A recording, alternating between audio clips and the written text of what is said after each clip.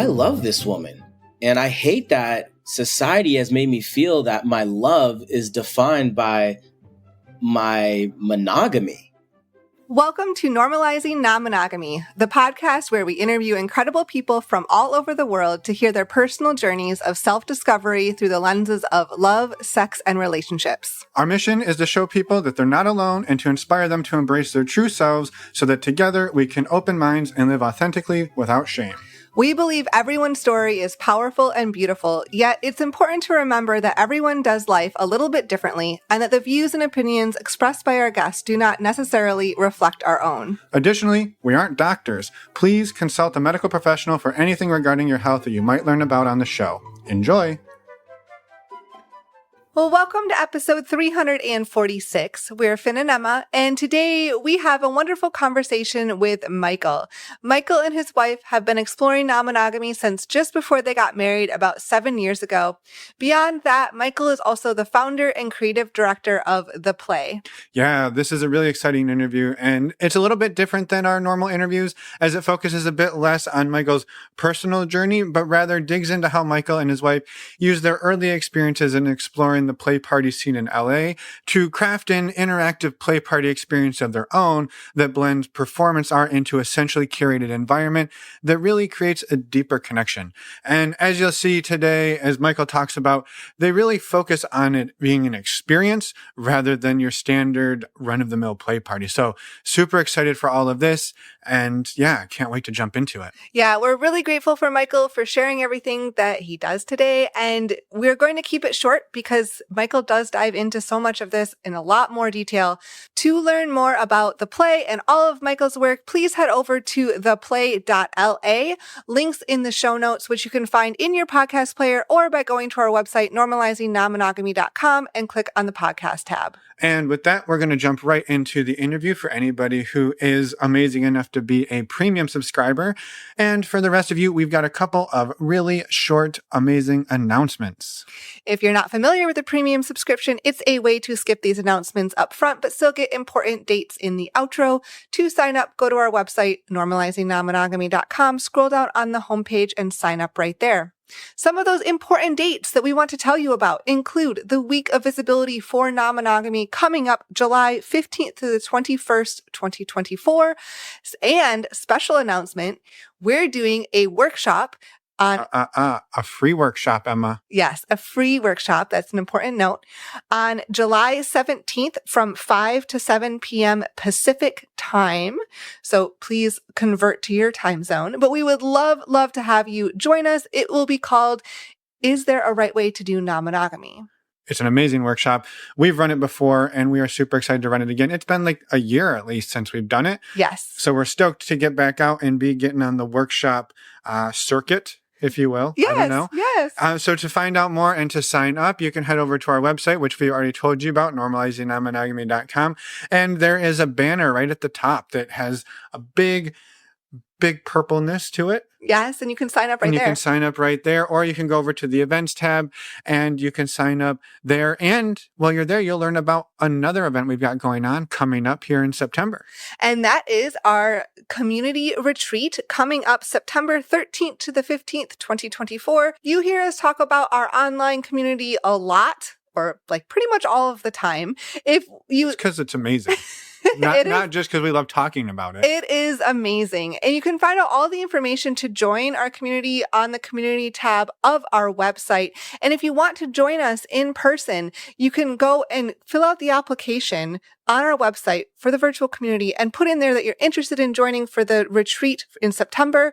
We will give you a free 1-month trial to try out the community and hopefully you can join. Yes. And to be clear, anybody who is coming to our in-person retreat must also be a member of the community. It's only $5 a month and you get tons of amazing things. We do community calls every month and there are people in there all day, every day, supporting one another, laughing together, loving together, and honestly, exploring the world of non-monogamy together. Yes. Again, you can find out more on our website under the community tab. We'd love to have you join us.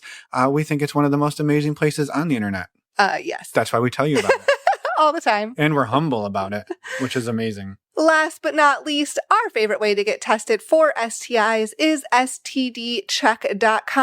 You also hear us talk about this a lot, but that's because sexual health, knowing your sexual health status is so important. And is also super awesome, just like our virtual community. stdcheck.com is the service that Finn and I use. It is very discreet and quick and simple to use. By using the links on our website under the resources tab, you get $10 off making a 10-panel test, only $129, and you support the show, and you get to know your sexual health status. That's a lot of ands. It is. You sure get a lot for $129. So thank you, everyone, for using those links. We really appreciate it. And I think with that, a reminder, send us a voicemail, send us an email on our Contact Us page. We would love to hear from you. And now, let's go and talk with Michael. Let's do it. Welcome to the podcast, Michael. We're excited to chat. Thank you for being here. We're excited to hear all about your story and all about the amazing work you are doing in LA around the play party scene. But to get us started, can you just introduce yourself at whatever level you're comfortable? Hello. First off, thank you both for having me on, Emma and Finn. It is a pleasure to be here today. Love your podcast. Love what you guys are doing for the culture, and happy to be here. So my name is Michael Hollis. I am the founder and creative director of The Play, an LA-based play party that's, the crossroads of art and sex. One of our slogans is where artists play. You're not just the audience, you are the art. So it's an 8-hour experience where the first half is, connection, art, intimacy exercises, icebreakers. And then the second half is a play party. So we really try to start with a connection and then see where things go. Amazing. I love the idea that it's not just the walk in the door, get naked as fast as you can, but let's establish some connection. Let's establish some rapport with one another. We're humans. We're humans, and maybe sex is one of the things we like to do, but not the only thing we and like it can help bring down the anxiety Totally. around it all too so much. That is like a big part of the experience that we do is, my goal is to bring down the anxiety in this environment as much as possible, because when we decrease anxiety, we're able to increase the willingness to be vulnerable. And by increasing the vulnerability, then we're increasing the authentic connections and relating. So there's definitely a formula there. And also it just spoke to kind of when we were setting this up. I hate going to play parties and, people just come up and it's like, hey, let's play. It's like, whoa, I do think you look good. And I'm attracted to you, but, capture my mind before I give you my body. I really want to just get to know the person first. It helps me feel a little bit more comfortable in this whole thing and kind of normalize this experience, because there's just not any time in real life where someone's come up to me and was like, hey, let's fuck. And I'm like, okay, yeah, let's do that. That sets you apart from me, Michael. That happens daily. I see it. Kudos to you, Finn. No, I've had one experience where somebody hit on me one time, and it lives in the Hall of Fame for me. Yeah. Yeah, it's interesting because I don't think it matters even how attracted to you are to that person. Unless you build rapport, I don't think anybody's really willing to be that intimate. And it's about how much rapport, how much time you get to build rapport, but also the environment. And that's a big one for us when it comes to environments. I probably go to about, 3 or 4 mansions, or beautiful homes a month of people like, hey, you should have the play here. Maybe 1 in 7 I say okay to. Because it's not about I've a 10-room mansion, no, that means there's 10 different vibes we have to create, It needs to be, these big open floor plans, a space that's going to make people feel comfortable. Maybe you have all this great fancy art, but that just feels sharp to me and dangerous. I don't want to knock over your fancy stuff. So, My hands are going to be slippery. Exactly.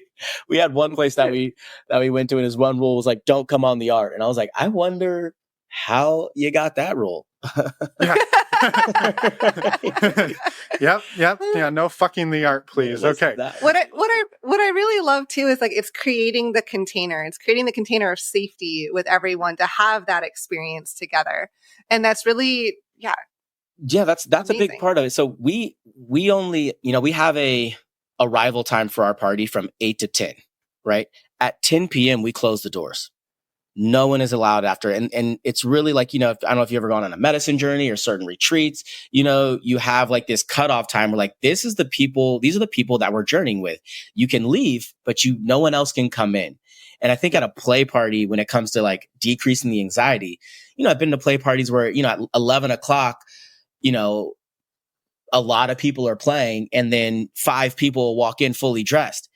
It's not just awkward for the people that are playing, but it's also awkward for the people that are dressed. Like, well, what do I do with my fucking hands now? Do I stand in the corner? Do I like wait my turn? Do I approach? Do I try to make casual conversation with someone on the outside of the pile?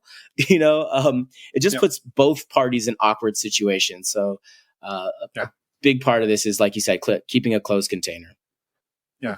And that's when people come on the art because they don't know what else to do. Just go and jerk off on somebody's, $10,000 painting. Finn, I'm going to watch you. If you ever come to our parties, I'm watching. Okay. Don't worry. I'm there. I will be there before the doors open. I will be the one person waiting. So being late to things is not it'll just mean more than you because I'll probably be with you. So there'll be 2 of us waiting. We love that. Wow.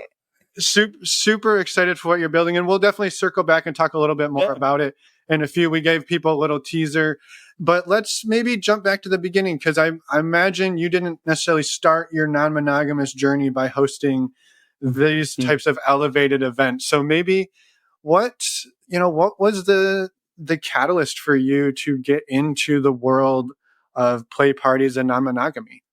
Well, my wife and I have been non-monogamous for almost 7 years. And we became non-monogamous right before we got married. So we are one of like the few couples who started off non-monogamous, but it was still, again, right before marriage. And so we went to every play party. Like once I found out about the lifestyle, I guess I should back up how we became non-monogamous. Let's start there. She had caught me cheating, and we were about to have the big talk. And I used to be a meditation coach and a yoga teacher, so I was like, okay, I see like where this is about to be the talk. So let's take 20 minutes to meditate and really like assess here and just have a moment of peace before we go to war. And in that, I had to be honest with myself. I was like, why did I cheat? Like, I love this woman. I want to spend the rest of my life with this woman. Like, what is causing me to cheat? And then I realized, like, I don't know if I've ever been quote unquote faithful to any girlfriend that I had. And like, whether it was physical, emotional, or maybe spiritual cheating, I think because I think when people think cheating, it's always physical, but I think there's so many more emotional and mental and spiritual cheating that can happen in a relationship too. So it made me realize, like, I don't think I've ever been that with anyone. And I don't think it wasn't, it was never coming from a place of ill intent. It was really just kind of living in that moment. And I realized, I just don't think I'm monogamous. I keep trying to fit this square peg into this round circle, round hole, and it's not working. And so when I came to that realization, I was like, hey, baby, I don't think I'm monogamous. And honestly, I've had 5 threesomes up until this point, and they haven't been with her at that point, yet. But I had 5 threesomes, and I was like, that's something sexually that I just enjoy, if we're together, like, I want to figure out a way for us to do that, but that feels good for you. Whatever rules that you want to put on it, whichever person it is, whatever the boundaries are, let's just talk about it because I want to experience it. But not only that, I want to experience it with you. Like, it would be so much fun to do that with you. And and again, this was like these big moments of vulnerability. And I've learned nowadays to lean into those moments because there's so many rewards on the other side of being your truest, most vulnerable self. And this was that first lesson. And she was like, first off, thank you for dropping this whole Prince Charming thing. Like, you're a human, you make mistakes. I just want to see your full self. Who is Michael, the totality. I don't need to see Prince Charming all the time. And secondly, I've been interested in exploring women. And I was like, oh, wait, what? Like, yeah, since I was a little girl, I'd been, interested in exploring women. And, I was like, well, shit, I think we got something here. I would like to do a threesome. You want to, try women? Like, okay. So we had, our first threesome eventually. And, it went well. It went really well. There was obviously the times where we paused and we talked things through, but, it was knowing that I had this open communication, like I'm mentioning the pausing and talking things through because we got that to that level in our communication style where it's like, hey, are you feeling uncomfortable? I can pick up that you're feeling uncomfortable. Let's pause for a second and just talk about it. What was the walk like from, and like, not to just, I don't want to just sit and focus on the cheating and an infidelity, but the walk or the journey from, hey, we're going to take a 20-minute pause. Then we're going to go into what you were worried was going to be like going to war. And like, how did that go? And how did you make the journey from that to how do we do this together? Because I think that's a powerful quest to go on together. Yeah. I just had to be honest with myself. Like, I love this woman, and I hate that society has made me feel that my love is defined by my monogamy. I don't think that when I cheated on her, it wasn't like I loved her any less because I cheated. I went after an inhibition. I dropped into the moment a little too deep.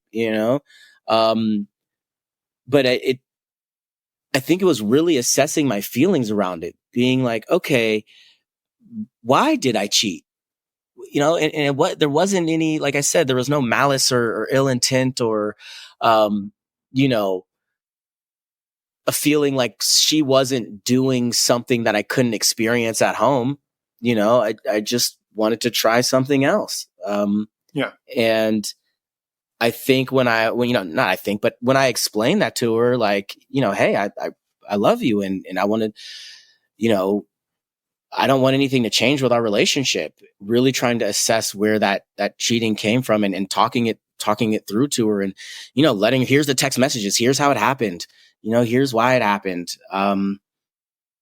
Yeah. And I'm human and I'm sorry. And I'm not trying to, I'm sorry if I broke your heart. That's not I can see why your heart's broken, but I'm also down to take all the time to repair it. So what does the path to repair look like? What did it look like? Oh, the path. Oh, the path of repair. It could take so many different forms. It's you're rebuilding trust with someone. How do you rebuild trust with your best friend? Yeah, it takes time. It takes fucking time. And I think you said it. It just takes time. There's not like one thing that I could point out to that was like, oh, now she trusts me. Look, baby, I came home before 2 a.m. like we agreed on. It's. I think the trust comes from the moments that you don't think about. It's like when you're at a play party, like when you're living your truth, when you're really living like the agreement that you agreed to.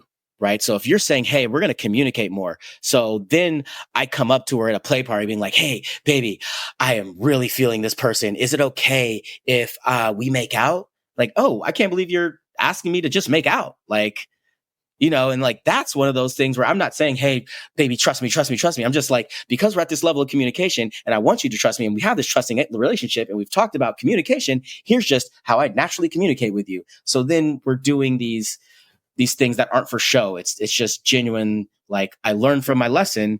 Here's me doing that, but I'm not putting on a show for you. Yep. Mm-hmm. Totally. And what was roughly the timeline between the sort of the rupture and you're starting the repair to, hey, we're going to start going to some of these events and start exploring this, on the up and up consensually between the two of us in sort of our way? Man, it's like, it's hard to quantify the time.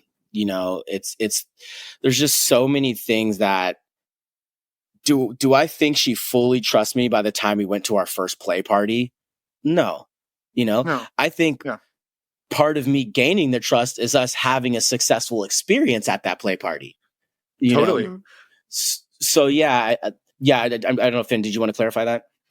Well, just from that time until the first play party, was that were you weeks, months? Was that a couple of years? So after I said I cheated and I wanted to do the threesomes, the next step was threesomes, and so we went, that was kind of like the progression here. And then after we had a threesome, we met another couple who was like, hey, have you guys ever been to a play party? And I'm like, excuse me? What are you talking about? She's like, a sex party. I was like, if you're telling me that there's parties where people are having a bunch of sex openly and having like a great time, and I don't know about it, and I like to think I know the party scene, you better show me. So I went to a party called Plush. I don't know. Have you guys heard of Plush? Heard of it. Yep. Yes. So they do hotel takeovers. So my first play party was a hotel takeover, and we were like, oh my God. I mean, with that couple, we had actually, this needs to be said. So after we did the threesome, we did a swap with a couple that we trusted. And, it got to where, hey, I'm interested in exploring women, to, hey, I'd like to explore men as well. I was like, all right. Advice I'd like to give to men that are in this space, and I guess people in general, because I think a lot of times I see, especially for someone who's, just maybe in a sense leading this community here in Los Angeles for play parties, I see a lot of guys get in and be like, hey, I want to see my girl hook up with another girl, and it becomes like, that's the norm. And it's so, I think it's the new heteronormative, and I want to make sure my advice to guys are like, if you're going to go down that path of like, hey, I'm so happy with my girl exploring something with another, woman, when it comes time for her to, and you're allowed to explore with another woman as well, when it comes time for her to want to explore with a man, how you receive that, and how you respond to that is really going to, I don't want to say define how this relationship's going to go, but it's a very big part in your relationship and what your true intentions are here. Does that make sense? Yeah. Yeah, right. It's the difference between I'm hoping to hook up with other women and I want us to both be on a journey of self-exploration and self-discovery. Exactly. Are you here for true human connection, or are you here to just, fill one person's cup? Yeah. Yeah. Yeah. And as long as the thing that you're wanting to do fills my cup, then we can keep doing that. But if I'm not, quote unquote, getting something out of it, then this isn't for us. Bothering? Exactly. Yeah. And then it speaks to, I think, everyone in this space should understand the word compersion. That is how this space really thrives. It is all based off compersion, being able to watch others experience joy without you having to give them that joy, and I have so many, being in this space for so long, I felt like I've been like the community therapist, but I use the compersion example a lot. And a big example that I use, and I don't know if your listeners are familiar with the word or not, but I will say the example that I like using are if you have children and you bring them to a park, Like they can run around, they can go on the swings, they can go down the slide. Like you don't have to go down the slide with them. You don't have to push them on the swings. You can literally stand on the sidelines and just be happy that the child is experiencing joy. That brings you joy. And I think it's the same thing in the quote unquote lifestyle. If your partner's out there just having a ball, like that should just be enough. Are you not, aren't you just happy that they're happy? Whether you're the one giving them the happiness or not, they're just experiencing joy. Like that's the beauty here. Yeah. Mm-hmm. And it is, it is one of those things that compersion is, it is a beautiful thing. It's also really challenging for some people. And so I would say, to anybody who's not familiar, we always direct people to a website, whatiscompersion.com. It is run by a good friend of ours, Marie Tuen. She's a compersion researcher here in the Bay Area.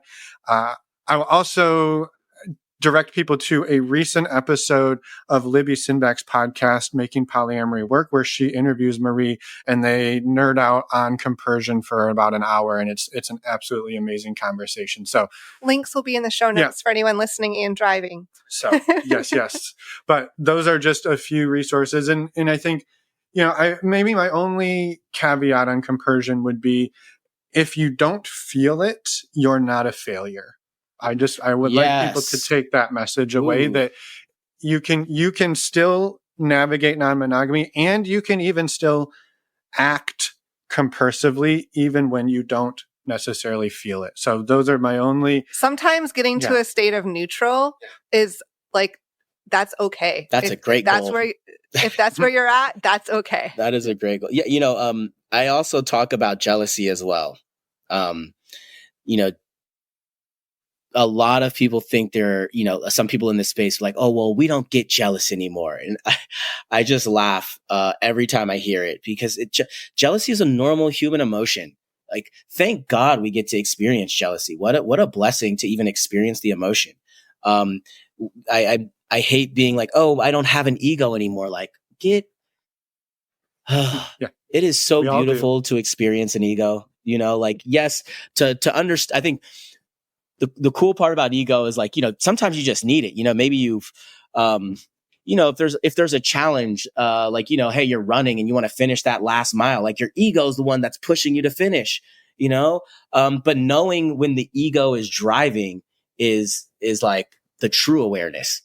And it's okay to let the ego drive sometimes. So with jealousy, when you're experiencing it, we lean into it like, okay, I'm jealous.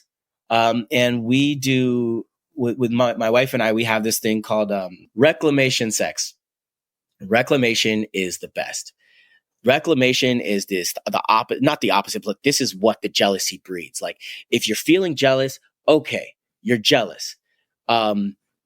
For us, whenever we hook up with someone different, when we first started, we would have 48 hours to hook up with each other. And during that 48 hours, it's like reclaiming your territory, if you will. Like we're going to plan a time to have this amazing reclamation sex. And I think when you have the reclamation sex, because that jealousy is there, it's the type of sex where you're trying to prove something. It's like I saw you have a good time with that person. Let me remind you who I am, and what I do. And that is one of the things that, has just kept our relationship and our marriage, spicy throughout this experience. It's like, okay, well, and look, maybe the reclamation doesn't come as soon as 48 hours anymore, but when it is time for us to play and drop in and have some real intimate time, like that jealousy does come out, but it's expressed in a way that's like beneficial for both of us. Yeah. Yeah. And it sounds like you sort of gamify it. You have fun with it. You're not trying to beat the other person. Yeah, exactly. You're feeding off the energy. You're living it up. You're like, hey, I saw you doing crazy shit and now we're going to do some crazy stuff and like, it'll be fun and we'll have a great time with it. Yeah, it works for my personality. It works. I'm a little competitive sometimes, I try not to be competitive, but when it comes to something like that, pleasing my wife, like, yeah, you know what? I'm going to be a little competitive there, So, for me, it speaks to me. So it may not work for everyone, but if you do have a little competitive nature to you, it can definitely help spice things up. Yeah. Yeah. Well, so it sounds like you two had, I was going back to. Yeah, like you had you come through the infidelity, you have a couple of threesome experiences, those kind of parlay into swapping with another couple. Yeah. Which leads into going to the play parties that you didn't know existed, even though you thought you knew all the parties. And then I'm just like that sort of journey, even from there to the first play party, it sounds like you two really did a lot of work on communicating, coming back together. Maybe again, like you said, was it fully 100% trusting? Probably not, but you were doing a lot of really edgy shit. You know, most people would never go that route. I think even especially after coming out of a rupture and a breach of trust. So I think that's an amazing sort of trajectory just to sort of honor and celebrate a bit. Thank you. We're definitely a very logical couple. We're emotional as well, but we do try to just say, like, hey, if I broke your trust, there's got to be chances for me to gain it back. And it can't be like, no, we have to put ourselves back in the arena to earn the trust. It can't be like, hey, you're going to earn my trust from,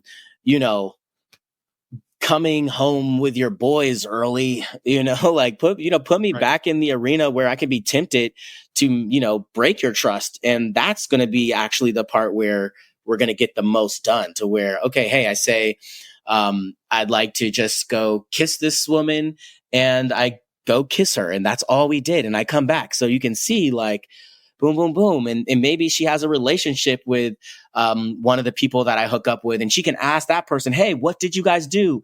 And I'm not around, we can have there has to be opportunities to gain trust back. It can't just be like, I don't trust you, stay inside. And so now there's no way to actually gain back trust. Yeah.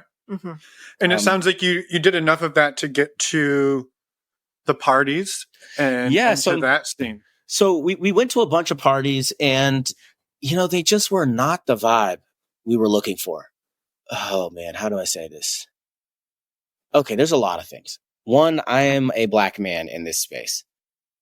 There aren't a lot of Black men and women in this space, right? It can be a very white space. And that was already like, wait, this is weird. Like, I'm in Los Angeles, California. Like, I know this is a very mixed place. How come the majority of these parties feel white? Like, what's going on here? Yeah. And I don't think it's purposeful that, Black and brown people weren't in that space. I think there's something cultural there as well. I do want to touch on that. I think there is something cultural there, but I also think when it comes to diversity and inclusion, you have to actively want it to happen. And I think that's the quote unquote allyship. It's like saying, I may know of someone of color or, of a different religion, race, or whatever that is curious about this. I'm going to go out of my way to try to get them to come to the party.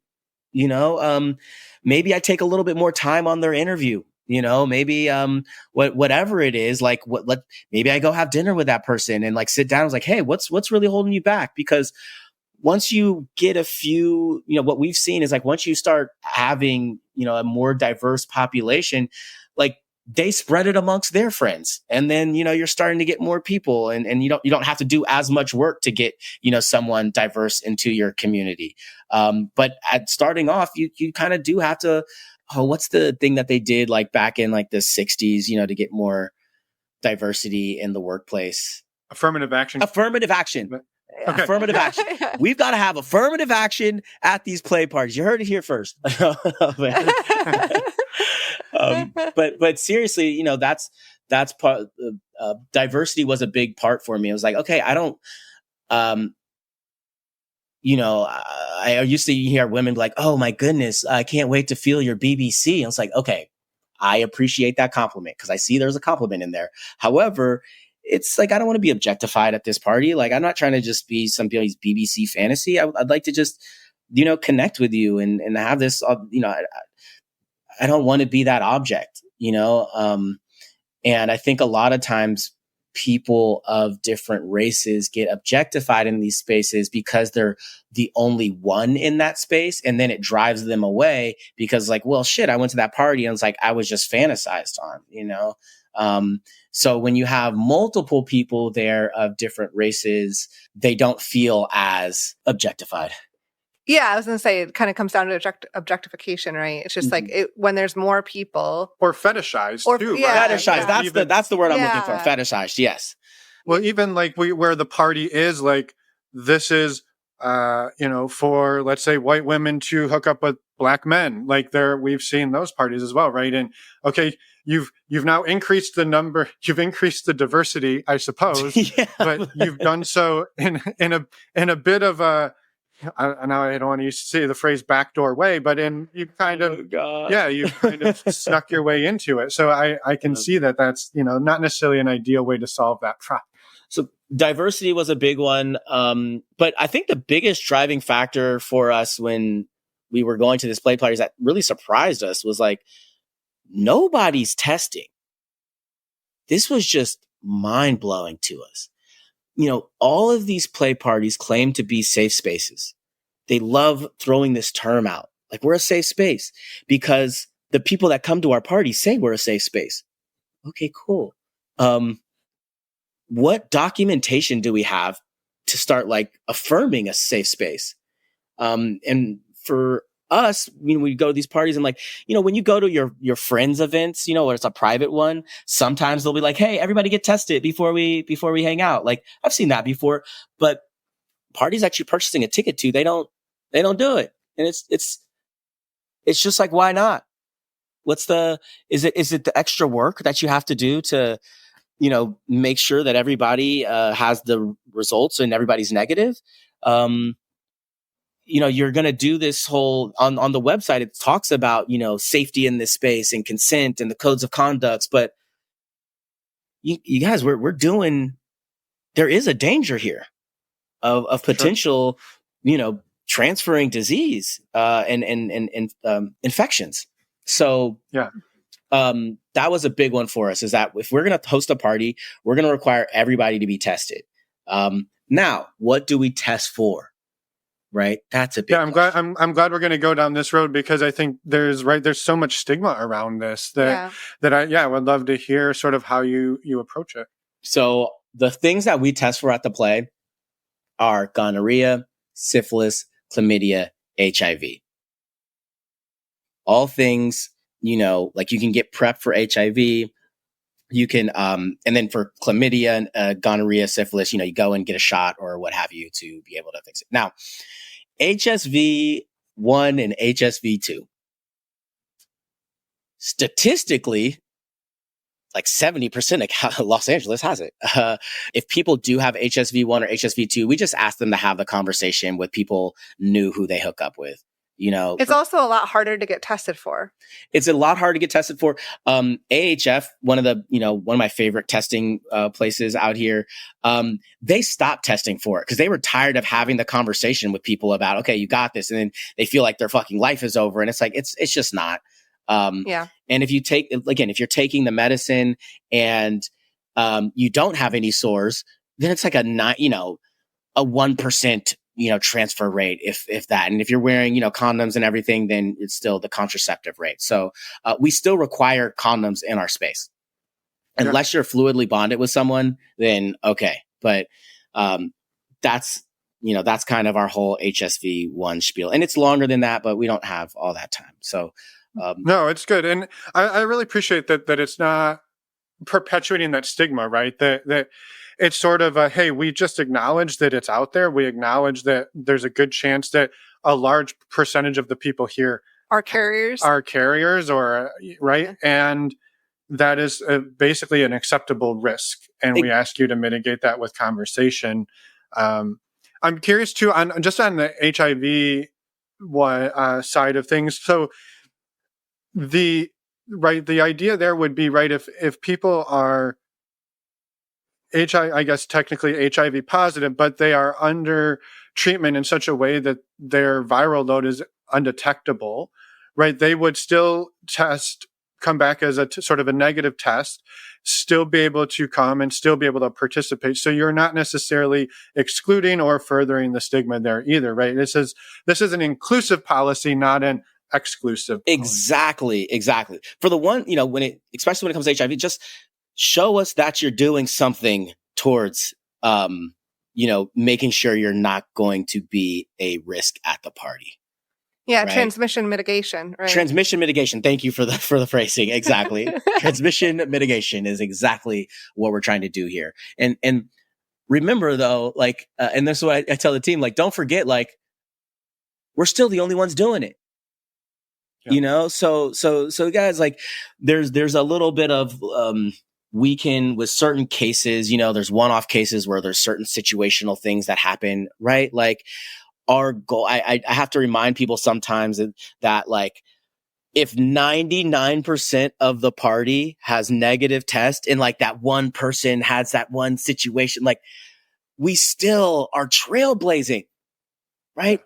It's the stop. I always compare it to the stop sign in the middle of nowhere, where it's you see no cars around. Okay. We know what the stop sign is for, but if there's no cars around, I don't think you need to come to a complete stop here, Right. Mm-hmm. Well, and I think too, along those same lines, you are by having this standard, I think we're all still adults, right? People showing up to this, they should still be having the conversations.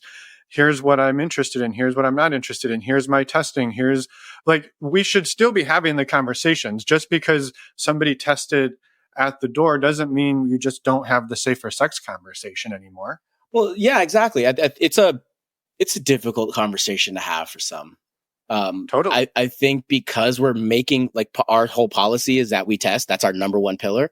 You don't have to go down that conversation path like you would at another play party. It was hey, when was your last STI test? With us, it was within the last 3 months. Yeah. Then our testing is within 90 days. So it's not 2 weeks prior to the party, you got to go get tested. Because even the thought behind that is look, you can get something. If you're an active person in this lifestyle, you can still get something before the party. Right? Sure. Our goal is to shift the culture around testing. If you're going to be in this non-monogamous lifestyle, getting tested once per quarter should be the norm, or we think should be the norm. Once, depending on your activity. But or at least if you want to come to our parties, that's what it's going to be. That's what we're going to require.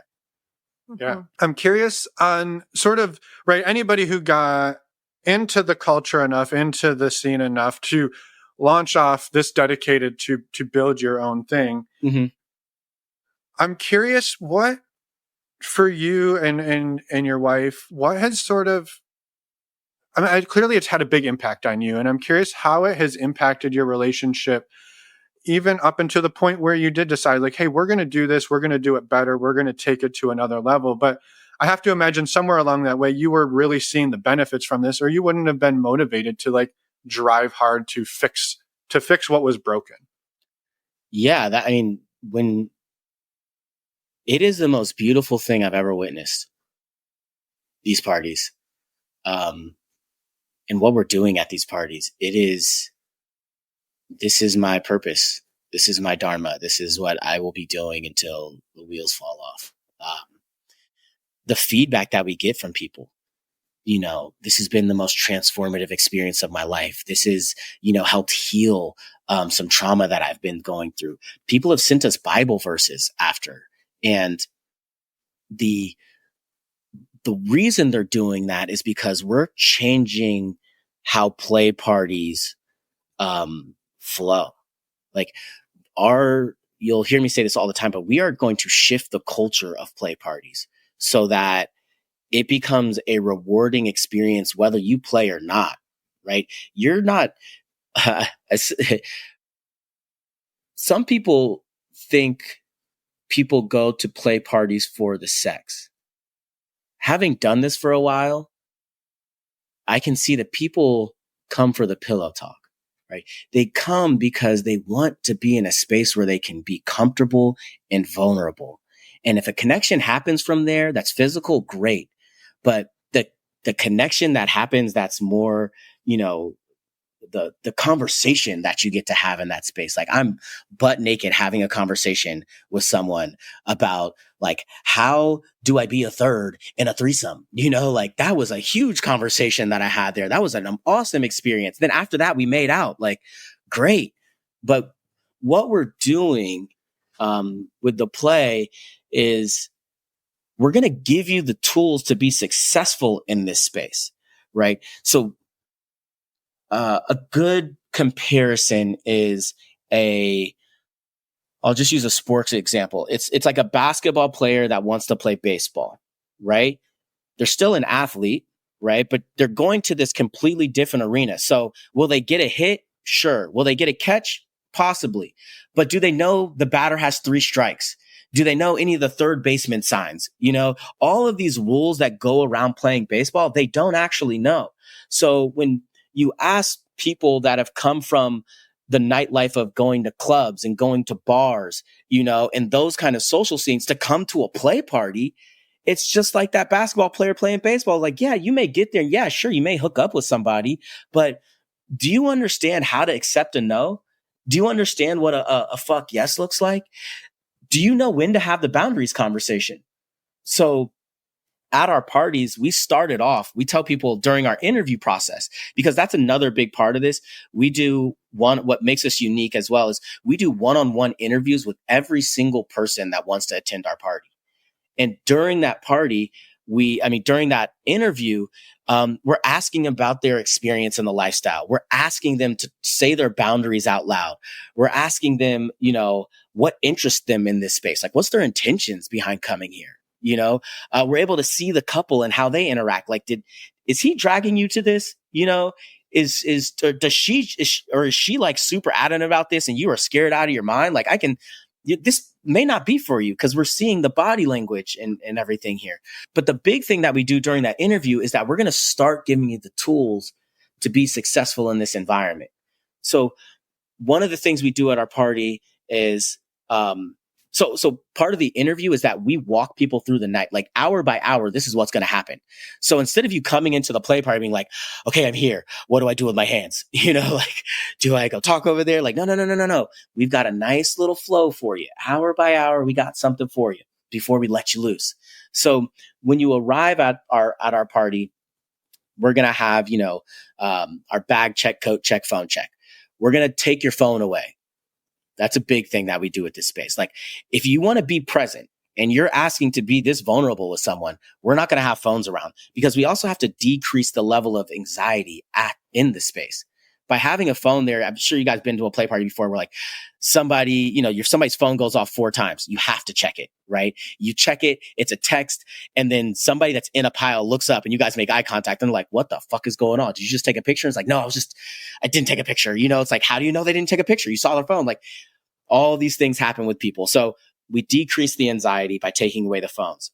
Then when you get into the space, the first we have somebody that welcomes you to the space to show you where everything is. Like, so, hey, here's the bathroom. Here's the fire spanking corner. Here's, butt plug ring toss, here's where you can, we actually label everybody's cup with their name on it. So you'll have a cup there. So a lot of times, when you're talking to people, I always forget people's names, but like by having the name on the cup, it makes you less of an asshole forgetting somebody's name. Like, oh, hey, Emma, it's nice to see you again, that kind of thing. But again, we're helping create natural connections. So then we say the topic of conversation during our happy hour, which is from 8 to 10, are your boundaries. Start off every conversation just asking that person what their boundaries are. So whether, they'll do this at our party, but we're going to give them the tool now. If you go to another party, you're just going to start off by asking people their boundaries, right? Like, that's the culture that we're trying to change here. So when you get to a play party, that, the first conversation that should be happening is about somebody's boundaries. So I don't cross them. So I know that, this woman who I'm trying to talk to, like, oh, I asked her about her boundaries early on. Turns out she's a lesbian. I'm not going to like flirt with her the same. I may keep the conversation going, but it may not be in the direction of me, hooking up with that person. Asking the couple what their boundaries are. Cool. Then we do we go into a consent talk. And so we talk to everybody, hey, this is what consent looks like in our space. And, Bonobo does a great job of consent talks as well. We took a little nugget from Bonobo and added it to ours, which is, consent is an ongoing collaboration. I fucking love that phrase, because it's about the beginning, middle, and the end, which I think a lot of people don't think about so much, or because they are very goal oriented. It's like, okay, in the beginning, I'm all about their consent. During, I'm all about their consent. And then after we hooked up, well, I'll see you later. It's like, hey, was that a good experience for you? Like there's some, the aftercare. So, we talk about, consent, but then we also talk about voyeurism. We have a rule called the COVID rule. If you're within 6 feet, you need to ask, is it okay if I watch? There's been so many times where I'm at parties before I started doing the play where, me and my wife are hooking up and, I think we're good looking people, and sometimes people would come around and be like, this is a hot scene. And it's like, for me, I'm not an exhibitionist. And so it takes me out because I'm feeling these other people's energy and I feel their eyes on me. And I'm trying to keep my, dick hard during this experience too. Like I'm trying to stay engaged, but I'm feeling your eyes. So if they were at least 6 feet, I could be in, I think 6 feet is a good enough space. Shout out to COVID. We learned something. The one good thing that came out of COVID. Yeah, exactly. But again, it's also letting people know that, hey, when you go to a play party, you don't just get to go up to people and watch them, even though you're not touching them, right? There is consent to voyeurism when you're at a certain distance. So that's another nugget that we give to them. And then we do an intimacy exercise. This one is a really cool one that we've added in the past 2 years where we do this whole thing in silence and you eye gaze with 3 or 4 strangers in the party. And we do this in silence. We ask people, you don't need to wink at them. You don't need to smile. You definitely don't need to touch them. You just eye gaze for 30 seconds and then move on to the next person.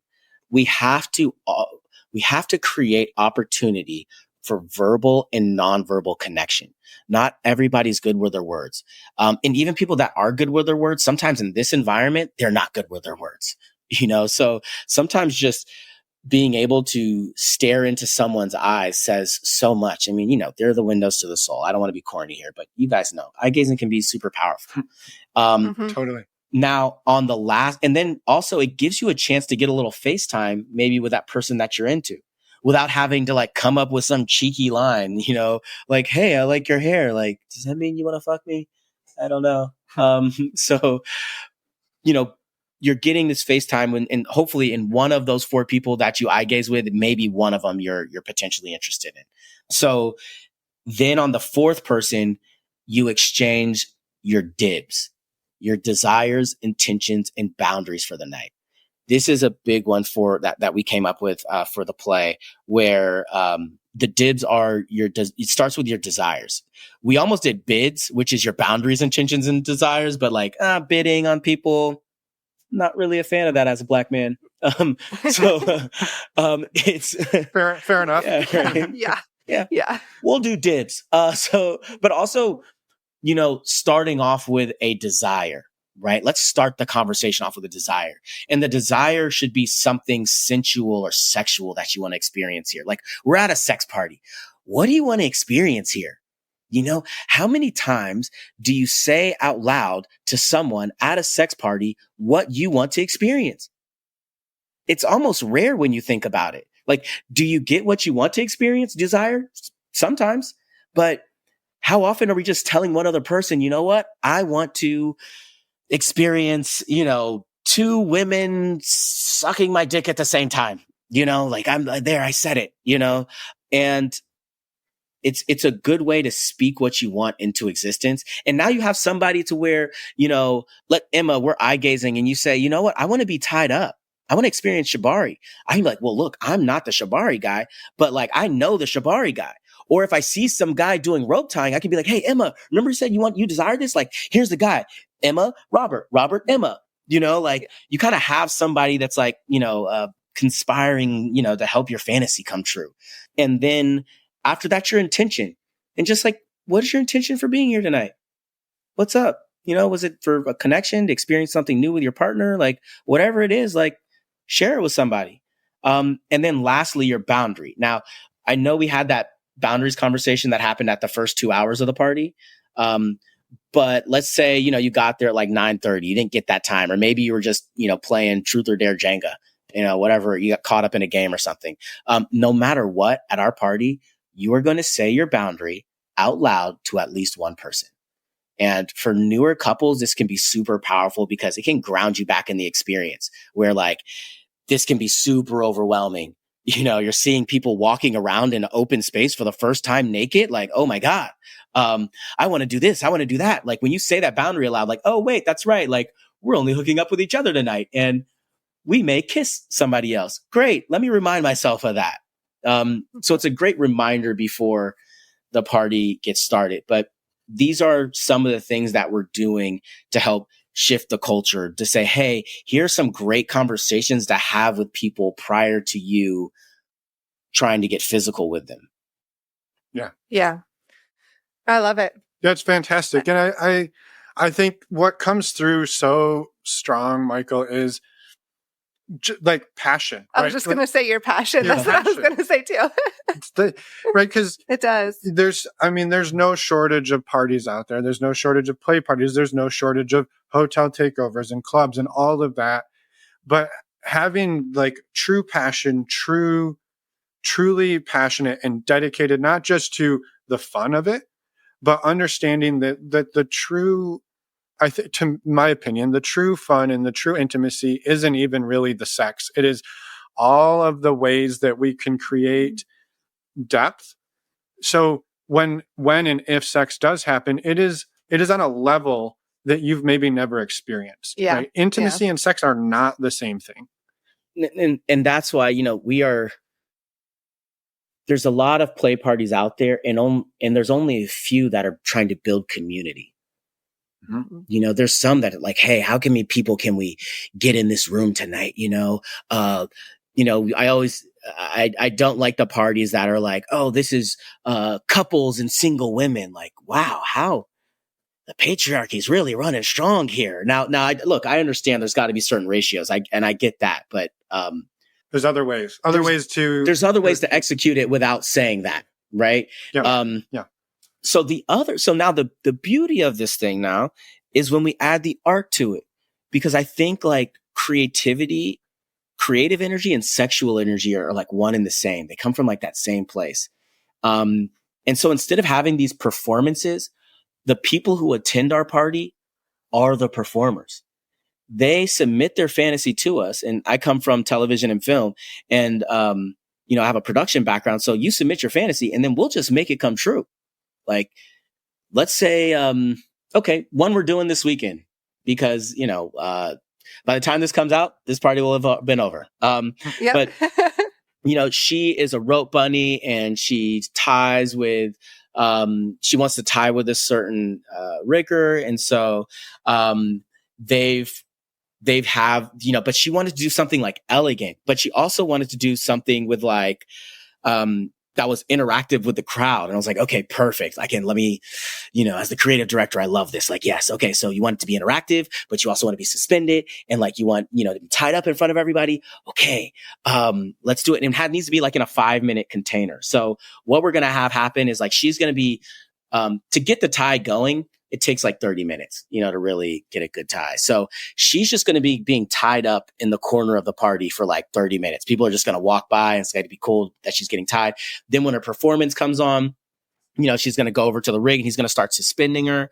And the theme of this one is the Matrix. So we're going to have, black rope and all that good stuff. And, she was into wax play. And I was like, okay, let's get some glow in the dark wax, these pores, and then we can give 10 of them to people in the crowd who she's given wristbands to that are going to be allowed to be, wax poured on her.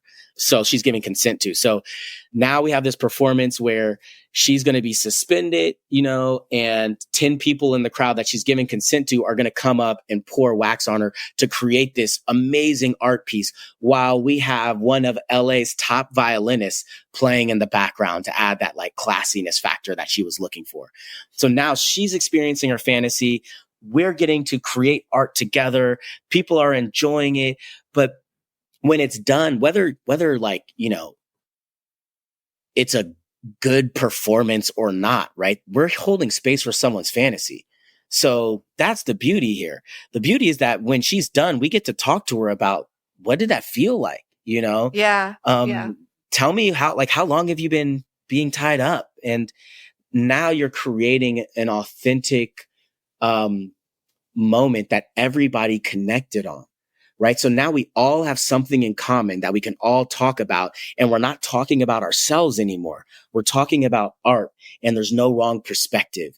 And I think it adds the nuance to flirting when you give people something of substance to connect on. Yeah. Yeah. No, I love that. I love the integration of art and because like you said, the creative energy is like aligned with sexual energy and tapping into that in different ways. Like that's so cool to provide that space for people and to explore those different things. Like where else would something like that happen? And yeah. Well, and it gives people too another right rather than, well, how's the weather? It's what did you think of that amazing performance? Right. Yeah. This is the hardest part at play parties. It's like I've been doing, I do play parties. This is my job. Like this is my career.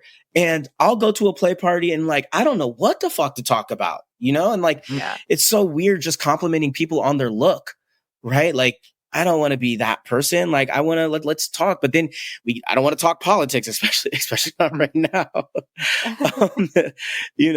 And so there's only so many things. And like, you get talking about people's jobs, and it's like, man, who wants to talk about their fucking job at a sex party? Like, ugh. So get them something. Not everyone has cool jobs like us. That's right. So that's the big thing, is that we'll do 3 main performances, and between each performance will be an intermission. So you have like multiple chances, because it's not, the nuance to flirting isn't just like, oh, here's something of substance to talk about. It's standing across the room and looking at somebody that you may have a crush on. And maybe trying to find your way next to them, and like, maybe you guys are painting together and you're complimenting on their painting, right? It's like, has to be these authentic ways for us to really connect. Then, that's from 8 to midnight is that performance, intimacy exercise, consent, happy hour time. And then 4 to 8 a.m. 12 to 4 a.m. is our playtime. So nap the day before. I was like, so night owls. It's like, I tell people. I tell people all the time. Come prepared though. Come prepared for it. Exactly. Like, look, this is like going to fucking Disneyland. Like, we're not saying, we've sold out every single party for the past 3 years. So we only allow 50% returning guests and 50% new guests.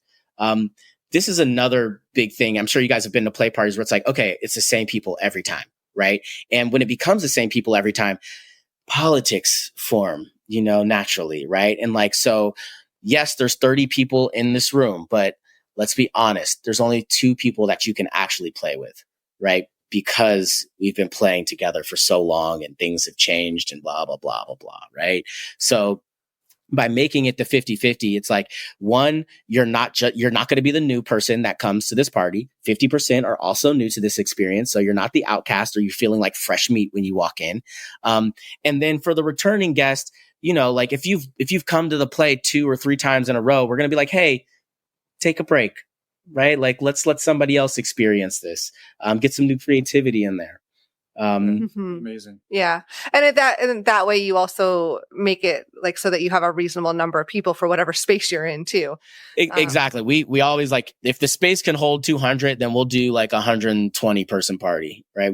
This isn't like a party, it's a play party. So we want space, we provide the condoms, lube, sanitation wipes, feminine products, all the way down to disposable toothbrushes in our restrooms. Like all the little things that get into your head where it's like, oh, fuck, like, I think my breath stinks, or like, is there something in my teeth? Like or contact solution. That's another one we have. Like, oh, my contacts are dry. Like, we got you. Don't worry about it. Yeah. I also have a question. Thank you so much for outlining everything and for the amazing work around these parties. I'm curious, kind of, how has it impacted your relationship with your wife, and kind of where is your relationship today? Oh man, you're asking the hard hitting questions, huh? All right. Yes, it is definitely. Yeah, that's a super easy one to answer. Yeah. Jesus Christ. So me and my wife are at a good space right now. We do have the same struggles or similar struggles that people that have been married for 7 years have. Yeah. Sometimes relationship. It's a relationship. It's a fucking relationship. Yeah. So like it is. I mean, the fact that we've been married this long in this lifestyle, like I think there's something to be said to that, because we're not like the couple that's going to the play parties. We are the couple who host the play parties. We are the ones who, when anybody's feeling some kind of way or feeling down or they're going through a breakup or stuff like that, like we are one of the first people that they come to. We really try to hold space for our community. And, I couldn't have done this without this woman. It would have impossible. She is the yin to my yang. She makes sure, my ego doesn't get out of line. She keeps me grounded. She, we bounce ideas off of each other. Does this sound right? Are we, there's a lot of play party leaders out there that are just one person doing it. And I truly feel sorry for those individuals because, it's hard to make decisions, on people's engagement in your community based off one person's idea, because it goes off their past experiences as well. Like we're all just products of our environment. So, we used to play at the parties a lot when we first started. But as it's gone on, we don't play at the parties as much. We rarely actually play at the parties anymore. We're giving this experience, and I, she's one of the founders. This is definitely my job. She has another job that she does. So she still attends, all the parties, but when we play at parties nowadays, I think because of like who we are in the community, it's just, I feel like all the eyes are on us when we do that. And like I told you, like, I'm not the big exhibitionist. So like, guys, you're not helping me here, trying to have an intimate moment with my wife. So, I think as I've calmed down a little bit from playing at the parties as much. There was a time where I'd be like, oh man, let's go wild. But now, I want to give this experience. This is my service. This is my dharma. This is the legacy I want to leave behind. This is the experience I want to give people. I've just seen some really beautiful things and transformations and relationships grow and marriages form and children be born and communication that's transformative. I've seen a shift in the culture. When I hear about other play parties that are now they're doing orientations, great. When I hear other play parties that, whether they're copying ideas or feeling inspired, I don't care. The goal for this whole time is we come from a place of abundance. If you copy our ideas, thank you. Great. Do it. We found we got the formula that really works. Like at these parties, you would be surprised at the amount of, playing that happens when we get to that first 4-hour mark. It's because we put in so much work into the authentic connections that the playing just happens naturally. The performances, there's 3 performances planned, but 10 performances happen because people feel inspired, because it wasn't just a performer performing. It was just like, Sharon, like Kathy performed. Oh my God, like I want to perform too. Like if she could do it, I could do it, So my wife and I have a very special relationship. We've, it seems like every year I fall in love a little bit more with her. And I've taken this woman for a wild ride. a wild ride. And I do want to say, I still make mistakes. I still, there's been some hard situations. I just actually got out of a breakup, where I was in a hierarchical polyamorous relationship. So I had a wife and a girlfriend. And, if you read Polysecure, they'll tell you that that's the hardest relationship to be in. And, I'm here to let you know they are right. Yeah. It's difficult, but if you just gotta be honest. I think, I haven't used the word cheating. We don't use the word cheating a lot. There's just lying, and, trying your best not to lie, and not lying means doing work on yourself to figure out who you are and what you want. And are you lying to yourself about what you want, and who you are? So, you gotta love yourself before you can love others. So constantly working on self-love and doing my best to be the best husband I can. And God, I fuck up, but, she creates space for understanding and growth, and, she's patient with me, and I with her. And, I, I'm blessed to be in this marriage, and, I don't see myself, we always tell each other 77. That's the number. When we're 77 years old each, then we'll think about, trying something new. We're going to 77.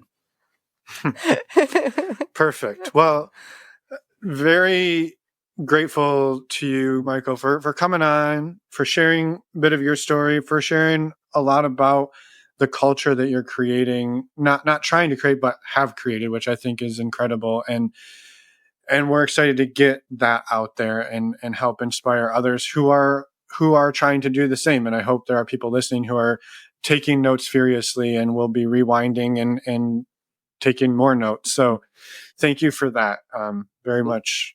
Very grateful. And Finn, I make sure to say this after every podcast because it's super important. The work you both are doing is extremely important, and I can't tell you how much I appreciate it. Right? I don't think people understand how it is to wake up and this be your job or your passion. We doubt ourselves all the time. Like, should I be doing this? Am I just crazy? Am I just the only person out here, And you're not. And by you guys hosting this podcast and getting the word out there that there is an ethical, non-monogamous way of doing things, and sex positivity and having these conversations and normalizing these conversations, this is what, we all benefit from it. Because you're normalizing these conversations, there's someone else that's out there. It's like, you know what? Whether they come to a play party or try something new with their partner, it's healing, it's transformative. And I just want to make sure that I give you guys your flowers while I've got you here. So thank you so much for creating this space. Thank you. Yeah. Thank you, Michael. I appreciate that.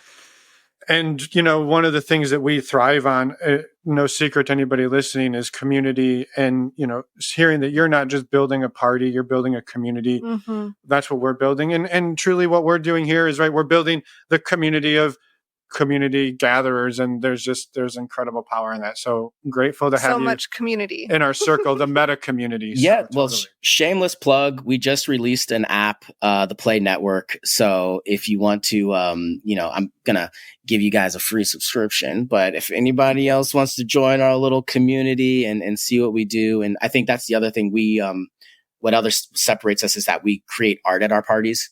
I don't know if you guys have seen our Instagram, but it's just filled with art, and you can kind of see the private gallery there, see who's in your area, all the, it's like a white glove Discord. So Perfect.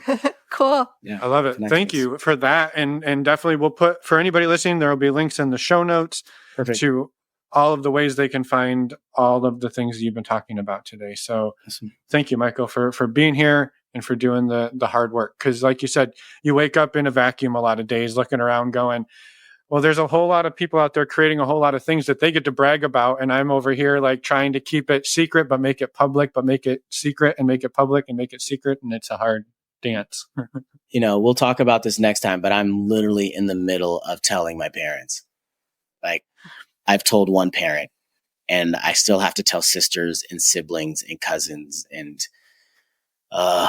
it's like the shame that they're going to project and all the extra bullshit. But knowing that there's individuals like yourself out there, right? This is what keeps us sane. This is what keeps us going. I'm not a one-off, right? This is a community. So thank you guys for adding so much value to the community and welcoming me to yours.